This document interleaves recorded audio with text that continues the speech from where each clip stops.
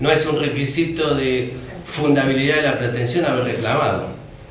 En los supuestos de responsabilidad solidaria, por el artículo 705 del Código Civil, el acreedor puede demandar a todos, a algunos o a alguno de los deudores solidarios.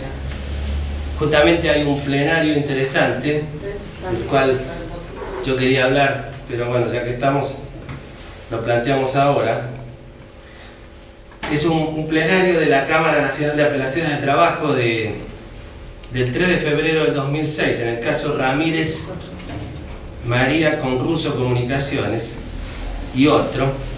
Era cuando se sancionó la ley de quiebra en la década del 90, se produjo una anomalía que rompía toda una tradición legislativa, que era la llamada bifurcación entre las competencias, ¿no?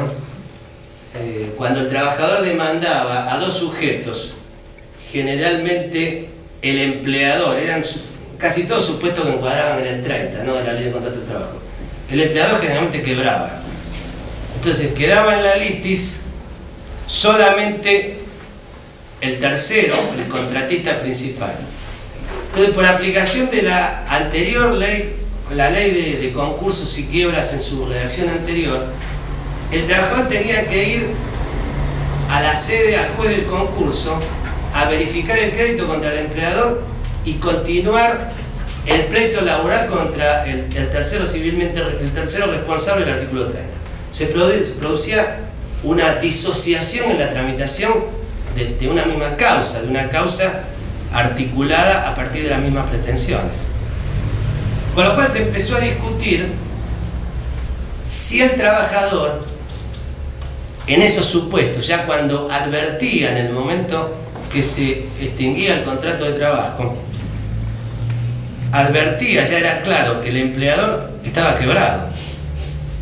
No solo, o estaba quebrado, o estaba fundido, insolvente, no existía más. Digo, ¿para qué lo voy a traer a la litis si este no tiene nada, no tengo nada que sacarle? Es más, desapareció del mundo jurídico y del mundo real.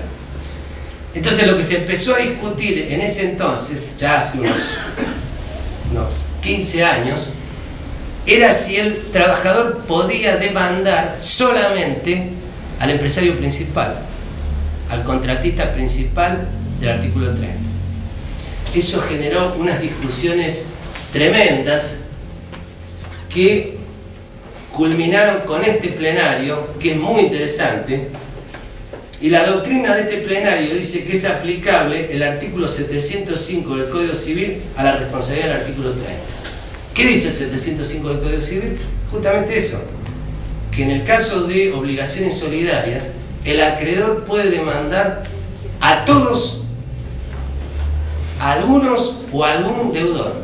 No hay una suerte de beneficio de exclusión, beneficio de división, no. Después, ese deudor demandado y eventualmente condenado tendrá una acción de regreso contra el otro deudor fundado en las relaciones en la relación jurídica que tenga con ese. Eso, la discusión central era que algunos sostenían, recogiendo ahí una doctrina perdida, de que dice que no, que la responsabilidad solidaria del derecho laboral en realidad no es solidaridad, sino es una obligación mancomunada con solidaridad propia. Hacían jugar las normas del Código Civil sobre obligaciones accesorias, 523 y 524, que no tienen nada que ver con esto. La solidaridad, en general, la solidaridad laboral, específicamente la del artículo 30, es un supuesto típico de garantía legal solidaria, que no es un invento del derecho de trabajo, viene del derecho comercial. Es la idea del fiador, con la diferencia que la fianza es un contrato y surge de un acuerdo de voluntades, pero consagrada legalmente. El legislador incorpora sujetos frente al acreedor tutelado, que es el trabajador, para lograr efectivamente que ese trabajador logre efectivizar su crédito, logre que alguien cumpla sus obligaciones. en la inteligencia que ese tercero tiene un vínculo con el empleador derivado de la apropiación de la fuerza de trabajo y derivado de la explotación de la actividad empresaria. No es que yo le imputo responsabilidad a un tipo que está pasando por la calle, no. Ese empresario principal, en definitiva, es el que organiza todo el proceso productivo a través de un proceso de contratación, subcontratación. Por lo tanto, es un beneficiario indirecto de la prestación laboral. Y como reza un viejo principio de la teoría de la responsabilidad, quien se beneficia con una actividad debe cargar con las consecuencias derivadas de la misma. Si yo obtengo lucro empresario por esa actividad laboral, yo tengo que responder de forma objetiva. La ley de residuos peligrosos, hay la ley de defensa al consumidor, la 24240 reformada últimamente, impone una responsabilidad solidaria al dueño de la marca, al vendedor, al intermediario, al fabricante, todos responden solidariamente frente al consumidor, sin perjuicio de las acciones de regreso que tengan entre ellos. Problema de ellos. Es lo mismo que la responsabilidad no solidaria concurrente, aunque el caso de obligaciones concurrentes implica que todos los deudores responden por el todo, aunque no hay no hay unidad de prestación ni unidad de vínculo, pero para el trabajador es lo mismo, la responsabilidad concurrente del dueño y guardián de la cosa riesgosa o viciosa, el que conduce el vehículo y el titular registrable. El derecho de daños y el derecho de daños laborales es un capítulo del derecho de daños, apuntan a la tutela de la víctima, en este caso el trabajador. Entonces ese plenario resolvió esta cuestión. Por tanto, no es necesario ni mandarle telegrama, por supuesto, tratándose de un vínculo laboral directo con el empleador, todo el intercambio telegráfico va a ser con el empleador. Yo le voy a quien identifico como empleador. Yo digo, bueno, Juancito Sociedad Anónima es mi empleador, por lo tanto yo lo intimo a que cumpla el deber de dar ocupación, que me pague el salario, que me pague el aguinaldo, que registre la relación laboral. Si no lo hace, me considero despedido. Y después lo demando a él y a todos los que yo considere responsables solidarios. No le tengo que avisar, mire que lo voy a demandar. No. Porque además, el artículo 30, reformado por la ley, la última reforma laboral del año 98, incorporó requisitos, mayores obligaciones de control a los empresarios principales. El empresario principal del artículo 30 debe controlar que sus contratistas tengan a sus trabajadores registrados, que le exhiba todas las copias de los recibos de sueldo, el número de CUIL, la contratación de una ART, etcétera, etcétera. Por tanto, no puede decir, no, mire, yo no sabía nada que pasaba. No, usted no sabía nada, pero estaba obligado a saber. Incluso tiene culpa, hay un supuesto de culpa por no haber cumplido el deber de diligencia impuesto por la normativa. Está más o menos... el problema de la prescripción. Bueno, el problema de la prescripción, digamos, ahí hay otra norma del Código Civil que es el 715, no me acuerdo bien, creo que es el 715, que en caso de obligaciones solidarias, cualquiera de los deudores solidarios puede oponer las defensas comunes o las defensas individuales de él. O sea, si hay el típico supuesto que se plantea, por lo menos en capital, es el caso de la transferencia de establecimiento, ¿no? Que yo tengo una sentencia favorable pasada en la autoridad de cosas juzgadas, voy a ejecutar, no encuentro nada. ¿Sí? Y me encuentro con que voy a ejecutar y en realidad hay una transferencia de establecimiento. Hay un cambio de la titularidad del sujeto pasivo. El mismo establecimiento que antes era explotado por Juancito S.A. ahora está María S.R.L. Típico caso del artículo 225 y siguiente de la LCP. Por supuesto que yo voy a tener que iniciar una acción de extensión de responsabilidad contra el nuevo para imputarle responsabilidad por ser adquirente del establecimiento. En la capital federal hay un plenario, fallo plenario Baglieri, que dice que yo puedo demandar al adquirente aún por deudas nacidas con anterioridad a la extinción del contrato de trabajo. No necesita que el adquirente se trate de deudas existentes en el momento de la transferencia. Es como que el adquirente carga con todo el pasivo. Dentro del pasivo está las deudas que tenía el adquirente, que él por ahí ni sabía, pero debía saber, porque el derecho le impone la diligencia al buen hombre de negocios. Es uno de los estándares de la ley de sociedades y del derecho comercial. Ahora bien, él puede oponer la prescripción, totalmente, porque él no fue demandado y la puede oponer. Ahora, ¿cuándo nace el curso de la prescripción? Cuando la sentencia pasa en la autoridad de cosa juzgada y el acreedor, el trabajador, advierte que no hay nadie y que hay uno nuevo. A partir de ahí empieza a correr el curso de la prescripción respecto del nuevo del adquirente, que son 2 años como todo crédito laboral. La prescripción para el cobro de la sentencia son 10 años contra el propio deudor. Pero en este caso se discute si son 10 años o son los 2 años. Yo entiendo que son los 2 años del artículo 256 de la Ley de Contrato de Trabajo, porque el adquirente no fue parte en el proceso anterior.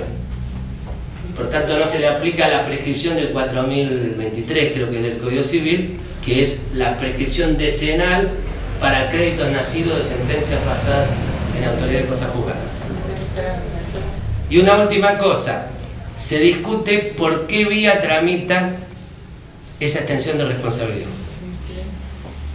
Hay quien sostiene que se puede hacer por incidente en la etapa de ejecución, hay quien sostiene que hay que iniciar una demanda nueva, y hay incluso quien sostiene que se puede hacer inaudita aparte, incluso vía cautelar. Yo estoy en la segunda tesis. Yo creo que es con incidente, en el mismo proceso, con el mismo juez, aplicando ese principio procesal de conexidad y de la llamada perpetuatio jurisdictionis, es decir, el mismo juez que entendió en la cuestión sustancial es el que está habilitado para seguir tramitando, pero ese incidente debe garantizar todos los derechos derivados de la garantía constitucional de derecho de defensa en juicio. Traslado del incidente, contestación de demanda y ofrecimiento de prueba. Por supuesto que el adquirente podrá discutir todo, porque a él no se le puede oponer los efectos de la cosa juzgada a una sentencia en la cual no fue parte, salvo que se alegue que era el mismo, que había fraude. Bueno, si es un adquirente nuevo, yo no tengo nada que ver. Puede haber a veces transferencias de establecimientos reales, transferencias de fondo de comercio. Bueno, yo decido vender ese negocio y hay una nueva sociedad que no tiene nada que ver con la anterior. Bueno, yo tengo, derivado del derecho de defensa en juicio, yo puedo alegar y probar todas las defensas que me corresponden a mí. ¿Está más confuso que antes o menos? Bueno, la idea es aportar un poco de confusión. Bueno, ya no sé ni dónde estaba. El 29. El 29 es una de las normas, justamente tiene una metamorfosis histórica muy interesante, de la cual no vamos a hablar ahora, y que no es ajena a los cambios en el proceso productivo y en la forma de organización de las empresas, de las cuales hablamos ayer en la primera parte. Es decir, el 29 es una patología en la relación laboral, porque es como el tercero en el matrimonio, ¿no? Aparece un tipo ahí o una persona que dice, ¿y este qué está jugando en esta relación bilateral? ¿Cómo encuadra en ese fenómeno? Y evidentemente lo que se busca en definitiva en estos procesos de segmentación, de intermediación, desde la perspectiva empresaria, yo me pongo acá en el rol de empresario, ¿qué busco con todo eso? Y busco fundamentalmente fragmentar el colectivo laboral, digamos, dislocar los poderes empresariales y externalizar costos laborales y todo el desgaste que supone el enfrentamiento a la relación laboral. Ustedes, pónganse a pensar, el intermediario en la contratación, en el caso de las empresas de servicios eventuales, es como la vieja oficina del personal, es externalizar la oficina del personal. En vez de tener toda una estructura administrativa para contratar trabajadores, hacer una búsqueda laboral, bueno, yo lo externalizo y le traslado a un tercero todas las consecuencias derivadas de la conflictividad laboral. Y me evito, por supuesto, contra el pago de una contraprestación en virtud de un vínculo comercial que yo tengo con esa empresa de servicios eventuales, hago que el trabajador quede fuera. Y además ese trabajador no se integra en el colectivo laboral. Ustedes tienen en un gran establecimiento o mediano establecimiento trabajadores que hacen las mismas tareas, que tienen la misma categoría, pero tienen distinta camiseta. Con lo cual, el que viene de afuera, el contratado, no se siente parte del colectivo. Está como en una suerte de periodo de prueba permanente. ¿Sí? No sé si me van a confirmar, no sé si voy a quedar. Es como un extranjero, el extranjero de Camus, el extranjero que no se siente parte del grupo, no reclama, no se afilia al sindicato. Y eso desde la perspectiva del conflicto laboral y del manejo de las relaciones laborales es fundamental para el empresario. No es lo mismo tener un establecimiento integrado con todos trabajadores homogéneos que hacen lo mismo y tienen el mismo estatus jurídico que distintos grupos, con lo cual incluso genera enfrentamientos entre ellos. No, yo ya pertenezco acá al grupo, ya me aceptaron, y el otro está haciendo mérito, se está portando bien, entre comillas, para ver si queda en la planta permanente. Esa es la estrategia. Lo mismo la segmentación. La segmentación del artículo 30 es un proceso